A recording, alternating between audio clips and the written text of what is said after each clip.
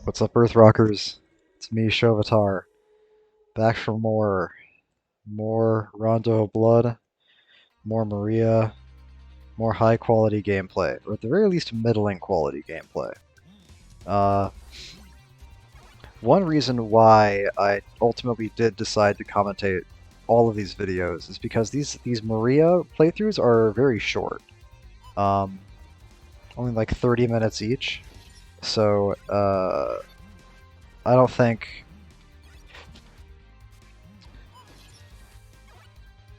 I don't really anticipate this being too much of an issue, and I still have things to say. I have things to say about this run in particular, because this run, although speedy enough, is not very good, and it sort of shows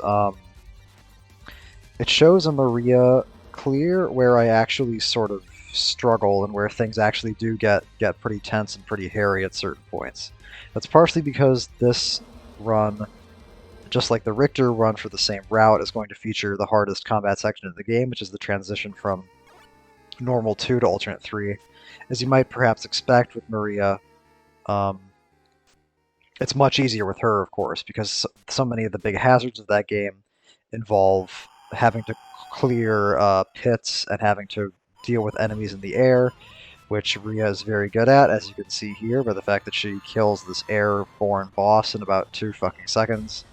Still fucking absurd how quickly this boss dies. I think I said in the alternate route video that the alternate one boss dies super fast. Maybe maybe it has the same amount of health as this guy does. Maybe it's just Maria's insane damage that's making the difference there. Because the thing about Maria is that she is very fast, but there are some situations in the game that do not really allow her to take advantage of that to get out of certain tricky scenarios, and I'll talk more about that when I get to the parts that I do struggle with. Even though the level 2 transition, level 2 to 3 alternate transition is going to be featured here, I actually don't have too many problems with that. I'm going to pick up the turtle for that later on, and it's the only time in any of these Maria videos where you're going to see the turtle, because the turtle is basically um, it's like an invulnerability shield. Like, she puts the turtle shell on and she can't take any damage, but it saps hearts while she has it active, and she can't really move. She can kind of walk really slowly under the turtle shell.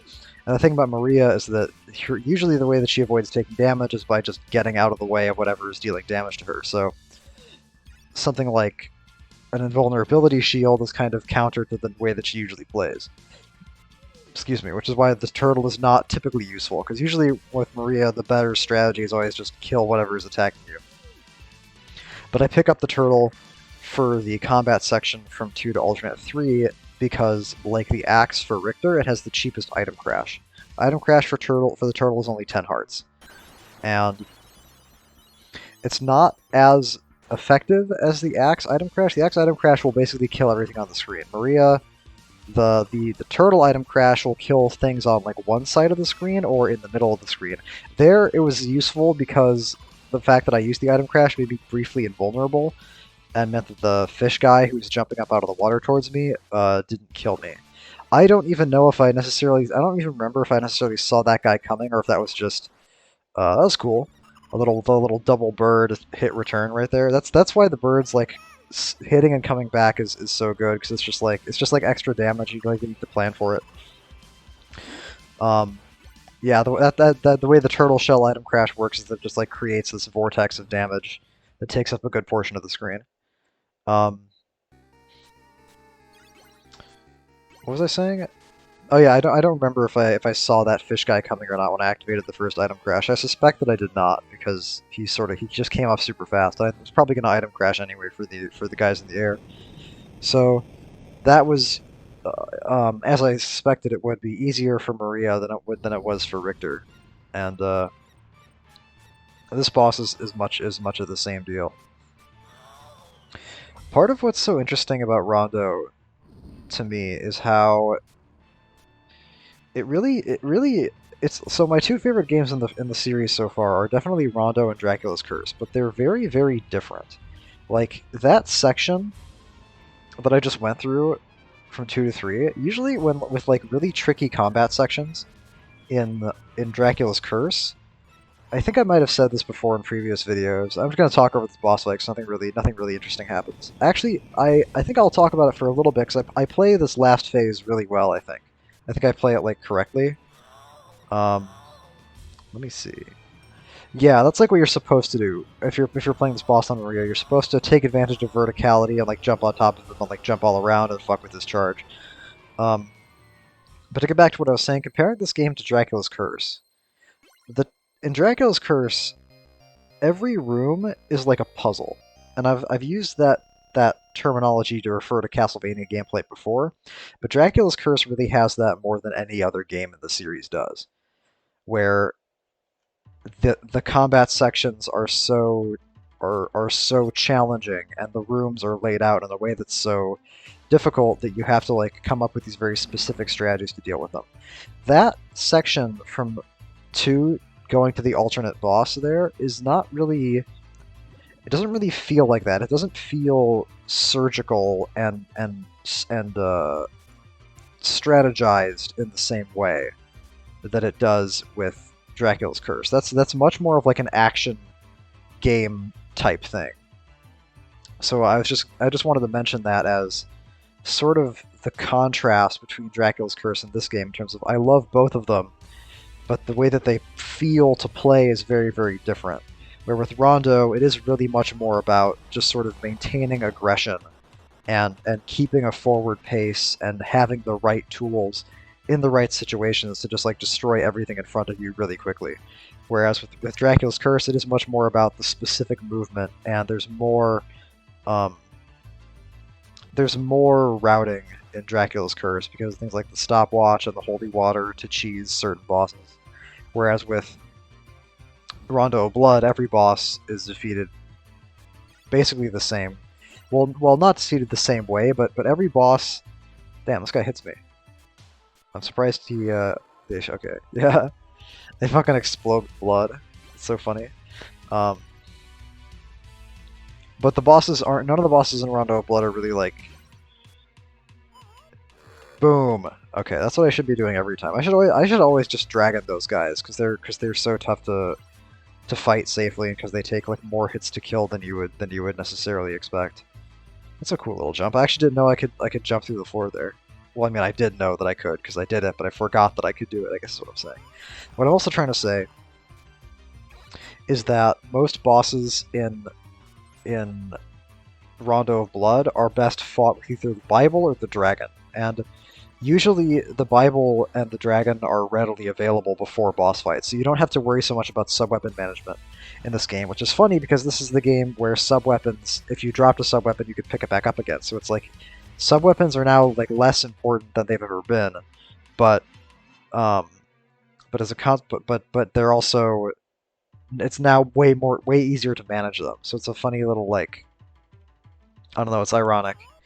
This guy here, I had a lot of trouble getting to him. I think what I was trying to do there when I fell down was fall off of the ledge and then double jump back up towards him again and then shoot a bird at him from below. This is actually a situation where the cat would be super useful because the cat just gets thrown down on things. So I could just throw the cat down on him and hit him like that. But that's actually an interesting case where Maria... Jesus Christ, I'm fucking... I'm like dodging all these bats by like a hair's breadth. And it's actually a situation where Maria does have trouble dealing with things. It's things that are directly below her. Above her is fine because she can jump up, but she can't like phase through the floor to attack enemies, unfortunately. And this, I did a little backwards jump there. That's interesting. I don't really know how I did that. This part is much easier to do with Maria, of course, like these jumps. And then this tombstone here is going to give me, I think, 50 hearts. I think that's what just happened. It's funny that I can't tell because the dragon is obscuring the heart counter, but I'm fairly sure it's 50 hearts. And now I think I might be one hit away from death. I'm not exactly sure, but I definitely took more damage than I wanted to. Fortunately, the boss that I'm going into here is the normal route boss, which is the Minotaur. So there's going to be a full health pack available for me that I'm going to get after I take Careful steps not to disturb the skeleton, leave him contemplating his portrait of George Washington, and I get full health in the form of a big birthday cake. Happy, I don't know, 15th birthday, Maria? However old she's supposed to be, 14? I don't know. You never know with these Japanese what they're gonna try to pull. And I actually don't do this fight very well, and I kind of want to watch this carefully to see when it goes wrong. So I use the dragon, that's good. I'm like bullying him in the corner. Here's where it goes wrong. See, I never figured out a good reaction to that attack. And what I really should have done. Okay, yeah. Then he walks into me with the axe and hits me, and now I'm just like, fuck this, I just item crash. Because I don't feel like I can safely... Jesus Christ, that was insane. He died like right before he hit me. Yeah, I didn't feel like I could safely approach him, so I just used the nuclear option, used the dragon item crash to finish him off. What I should have done there, probably, is when he threw rocks in the air, summon the dragon when he does that, because the dragon is up in the air above me, and it would probably clear out whatever was about to hit me and would free me up to keep going forward and to maintain the pressure. But instead, I tried to roll to a safe spot that was too far away, and then by the time he did it again, I like couldn't get to the safe spot again. And what I should have done there instead of trying to dodge the rocks was intercept them with the dragon. But I didn't do that, so I had to take the other option.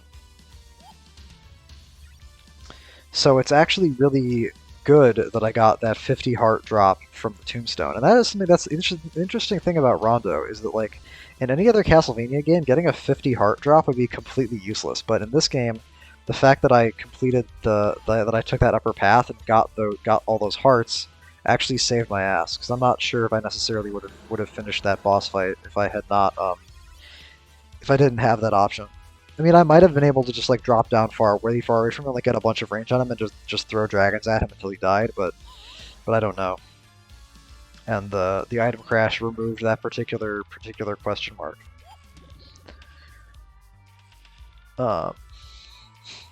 That is an example of kind of what I was talking about, where like item crashes, not exactly meaning that there's more wiggle room on the bosses than I would necessarily like. But that is also just kind of an example of how overpowered Maria is. And, I mean, cut me some slack. It's 50 fucking hearts, right? Like, where else in the game am I ever going to have that kind of a stockpile of hearts lying around? You know what I mean? Maybe you could argue that I shouldn't have that capability in the first place, but at least I was able to do that because of something that I did correctly in the past. It wasn't given to me for free, you know what I mean? They didn't give you like a one-time drop nuke here, but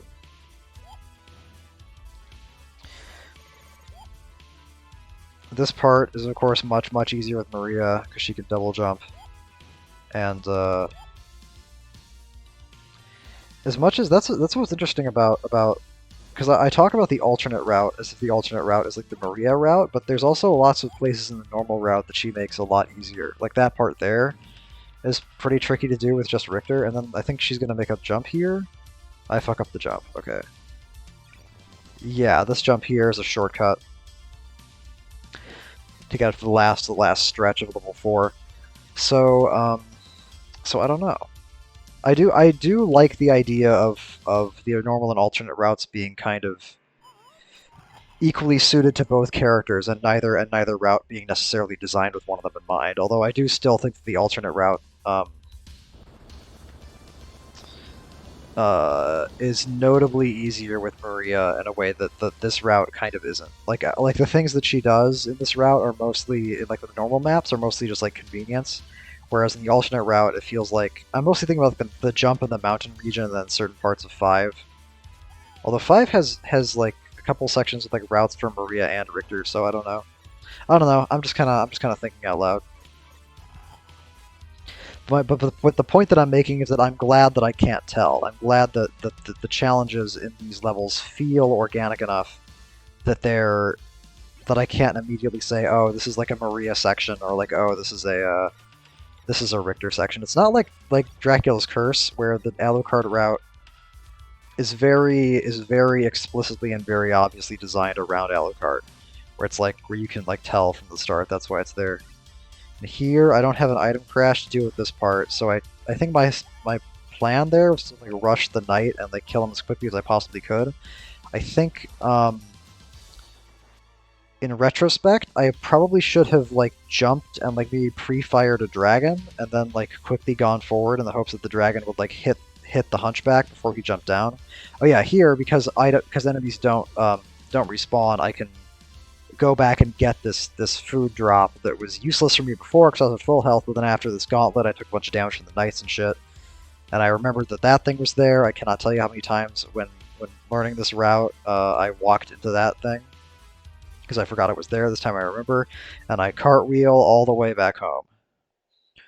All the way back into the Camilla fight. Where I drop the dragon for the birds, because the birds are really good against this boss, against pretty much any enemy that's above you. And I lost my train of thought. What was I going to talk about? Oh yeah, I was gonna contrast the sub-weapon availability here with the sub-weapon availability for Richter, where the two sub-weapons that Richter can get for this boss are the Holy Water and the Dagger. The Dagger for this boss is almost useless. I think that the intent with Richter is very much to give you the Holy Water and then you like do one item crash to get phase 1 of the boss almost dead and then finish off with a couple of whip hits and then fight the bunny lady like normal.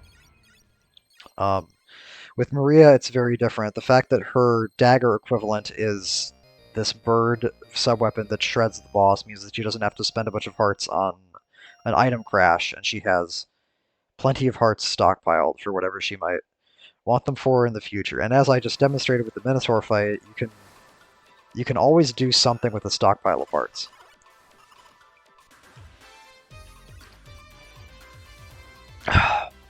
You can find a use for 50 hearts that will mitigate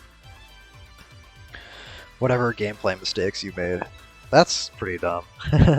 The bat hitting you from the floor. I think that's a pet peeve I've talked about before, where it's like, I don't really think enemies should be able to hit you from the floor. The fishmen are an exception down there because you can see them and they like kind of telegraph their location. But when it's like birds randomly like diving down under the floor, or like bats coming up from beneath the floor, I don't know. It just seems kind of dumb. Here I don't have to do the little float on the logs down the bottom. I can just do this route. Knock the guy into the water, and I go on. What's another thing that's interesting about the red bird sub-weapon, or the orange bird sub-weapon, or whatever it is that it is how it literally is just like a diagonal version of her regular birds, where they do the same thing where they like come out super fast and they hit twice, they like shoot out and come back. Excuse me. Which is logical, you know, because otherwise you'd be asking, where do all these birds come from? But the answer is that she doesn't get more birds. They're the same two birds. I guess the bigger question is, where do all those dragons come from? But that's the same dragon. You can only have one dragon on the screen at a time. You know what I mean? Do you think Dracula ever like walks around inside the castle to just like admire the architecture, or does he just sit on his throne all day? That's crazy that I got interrupted out of my item crash there by that attack. I feel like, I don't know. Maybe item crash is already good enough without making you invincible, and maybe he didn't hit me in the item crash. Maybe he hit me right as I came out of it. I don't know. But that's a little bit annoying, although ultimately inconsequential. Lag. Yeah. Oh well, it's worth it to avoid fighting them, in my opinion. Something that I did as the more I played Maria, the more I started looking for places where I could take advantage of the cartwheel, or the somersault or whatever, because I think it's really cool that she can do that. Oh, this is actually a place where the fact that she can move and attack at the same time is super useful, because she can like go underneath those spear guys and cover a certain area in front of her with the birds at the same time, and that's like The simple fact that she can attack and move at the same time is like super useful on its own. Although, of course, there I got too cocky and walked forward into his attack. I hit the like dead zone where I can't like destroy the axe before it gets to me, and I had to item crash to clear out the screen.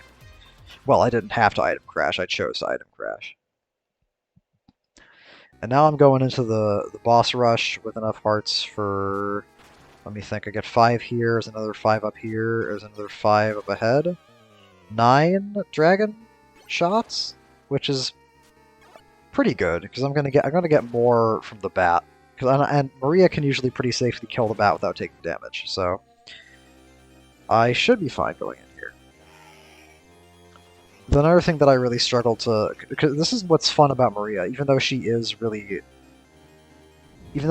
to play, the fact that she has so many capabilities and the fact that she has so much mobility means that it feels like there's a very high skill cap with her. Like, the 2 things that I really tried to look out more for the more I played Maria were taking better advantage of her roll, like her cartwheel ability, and making sure that I was utilizing my hearts better. Like utilizing the dragon more, utilizing the dragon item crash if I absolutely had to, or if I found a good place to do it. That Minotaur, the usage of the dragon item crash on the Minotaur was actually really, really good, really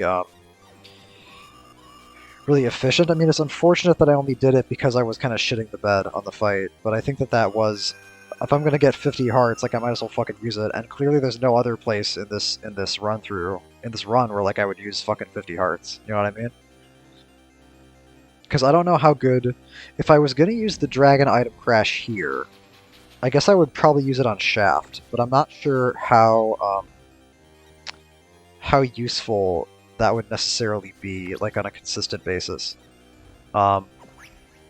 Because Shaft teleports around, and I don't know if that would affect the way that the dragon hits him or not. Because for a good portion of the dragon's item crash duration, I feel like he wouldn't be damageable. Look at this fucking shit, man. Alright. That's what I'm talking about.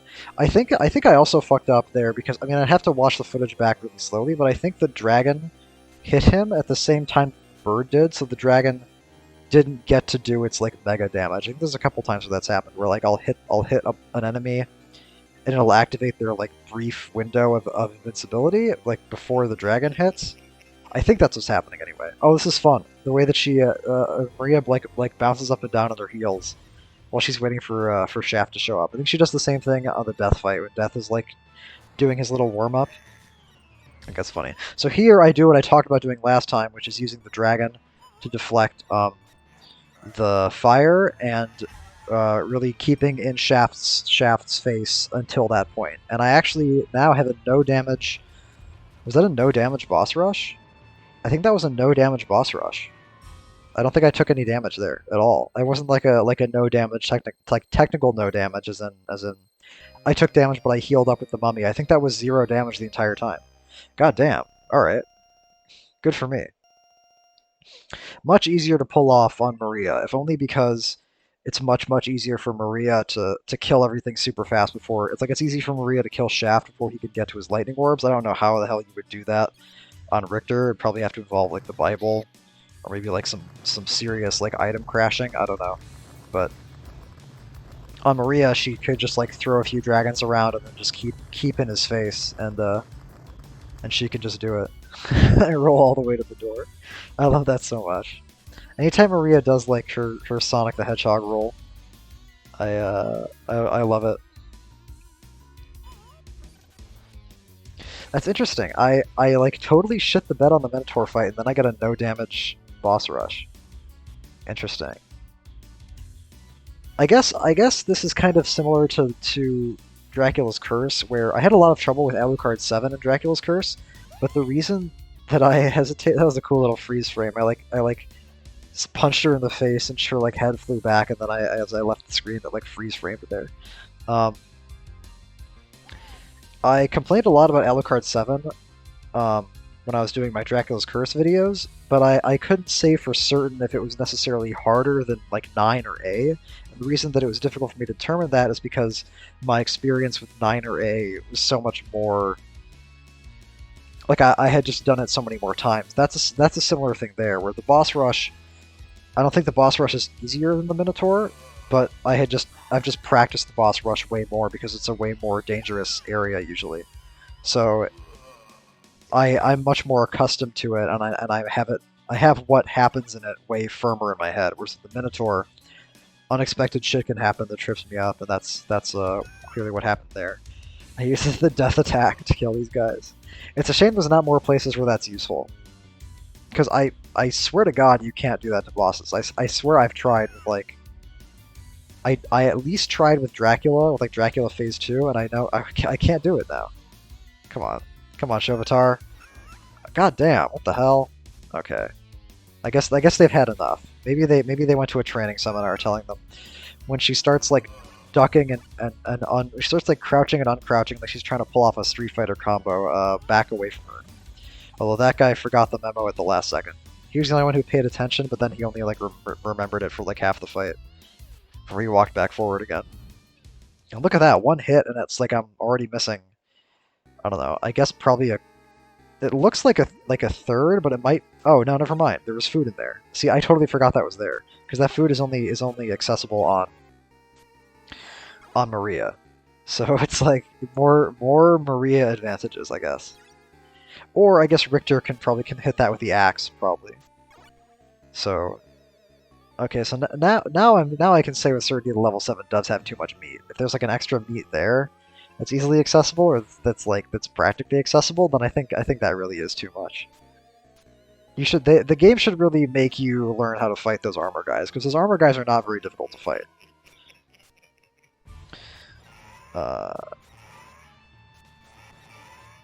So going over all this footage and like watching me like shred this game and like watching me like do things like play the Minotaur fight really badly but still like survive anyway has sort of cemented in my head something that I suspected was the case anyway, which is that this game is kind of too easy.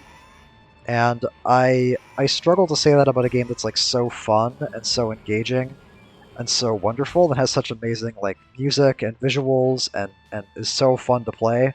But looking back over it, I do feel like I'm kind of being forgiven for too many things. It's the kind of forgiveness that I appreciate, which is forgiveness because I played well in the past. You know, like I was rewarded with basically a free boss fight on the Minotaur because I completed that earlier platforming section that let me get to the 50 hearts.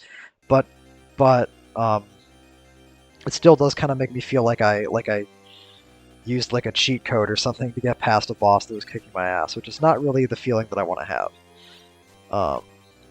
But you know, I'll take it. The game is what it is. Now I have 70 something hearts going into Dracula, so expect to see another dragon item crash on Phase 2. I guess if anything, I could say that this cab was rare, and having an item crash that costs 50 hearts does at least like reward my heart hoarding habits. Which nothing else really could. I did the backwards jump again. Is that like a thing you can do? I don't know how I'm doing that. I wonder if it's like Castlevania 1 where it's like frame perfect. I don't know. Yeah, having a 50 heart item crash does at least give me like a reason to constantly collect hearts. And look at how fucking much damage I just did. God damn. He's like almost... I attacked him for like 2 seconds and he was half dead. And now he's 100% dead. Maria's fucking insane. See, if only Dracula had like carried around a big battle axe and thrown a bunch of rocks in the air like the Minotaur did, then he would have a much better time fighting Maria. Instead, he doesn't know how to aim his fireballs downwards, and apparently the doves of peace just completely eradicate the demon form, I guess. The dragon consuming the demon's flesh, the angelic birds, the piercing white light of purity and peace demolishing the avatar of darkness. I guess that's what's happening back there in the fight. I've said it before that I do appreciate it on a thematic level, the fact that Maria demolishes this game in the way that she does, but it is an idea that has some gameplay consequences and concerns. I did also, by the way, look up what they're saying in this cutscene, and I think I might have already mentioned it in my normal route video. I don't know, but she basically says something like you lost because you're a bad person, because you were mean to people, which I still think is pretty funny. See, I can't even do any like comedic voiceovers here. I can't make any dumb jokes because the cutscene is already more goofy than I could ever hope to make it. Simply because it's Maria there and she's like lecturing Dracula before he dies, or before he disappears, I guess. Remarkably unconcerned. That's another thing that I don't like really about the ending of this game is that it does kind of it puts a damper on things when Dracula isn't like upset that he's dead. I mean, he doesn't have much of a chance to emote in the previous games, but if you compare like I don't know, in fucking Castlevania 1, you like decapitate him, like his fucking head flies off. Castlevania 3, he just like yells and disappears. Castlevania 2, he explodes. Super Castlevania 4, he turns into bats and gets vaporized by the light of Jesus. So I don't know. The fact that he's all like smug and laughing does kind of take the wind out of the victory. Although Maria does put some of the wind back into the victory by ensuring that the castle actually collapses, which Richter somehow does not manage to pull off.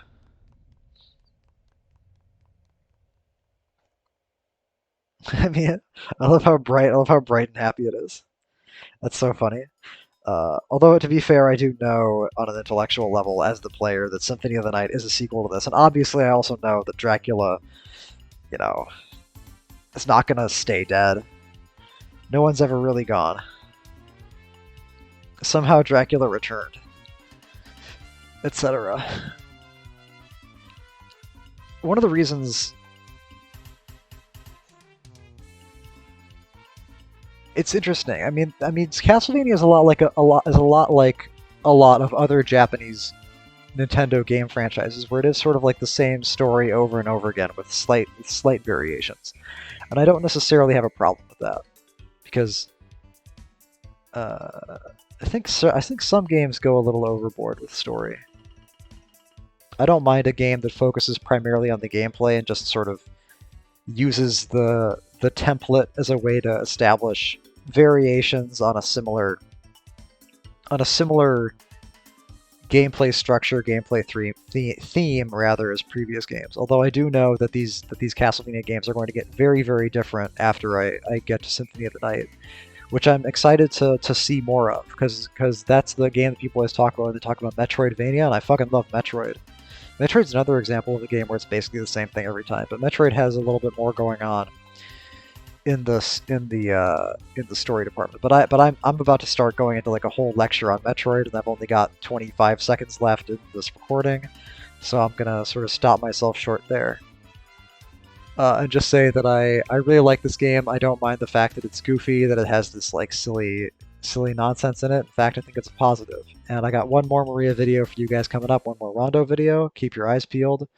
Hope you enjoy it, catch it in time if you can, and look out for the